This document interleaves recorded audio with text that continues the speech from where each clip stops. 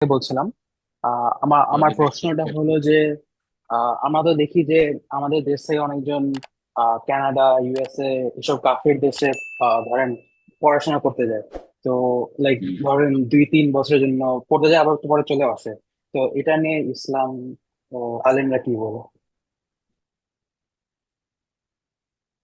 শেষখানে কথাটা বুঝতে পারলাম না। কানাডা পড়তে গেছে অথবা সাউথ আফ্রিকা অথবা কোথাও যাচ্ছে, তারপরে কি প্রশ্ন কি? আহ, মানে এই এই কথা টেম্পোরারি ক্লিয়ার না হয়। এই টেম্পোরারি 2-3 বছরের জন্য পড়াশোনা করতে যাওয়ার আহ এটা কি, ইসলাম কি বলে জানো? কাফের দেশ যেরকম কানাডা, ইউএসএ।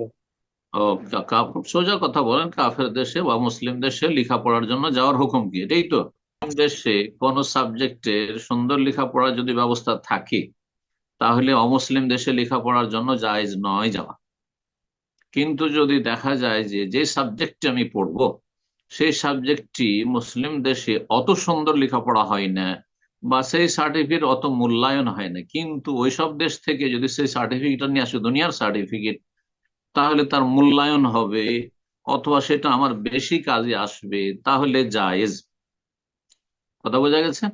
তাহলে জায়েজ, যেহেতু অস্থায়ী ভাবে যাচ্ছেন। কিন্তু ইসলাম পড়ার জন্য অমুসলিম দেশে যাবেন, এটা জায়েজ নয়। এই মশলা অবশ্যই জানতে হবে। কারণ কোথাও অমুসলিম দেশে ইসলাম শিখার মুসলিম দেশের চাইতে ভালো ব্যবস্থা নেই।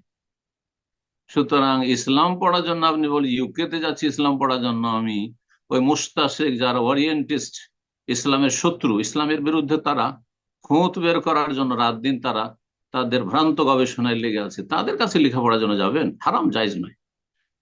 ইসলামের যে কোনো বিষয় নিয়ে লেখাপড়ার জন্য কাফের দ্বারস্থ হওয়া জায়েজ নয়, অমুসলিম দেশে যাওয়া জায়েজ নয়। বারাকাল্লাহ ফিক।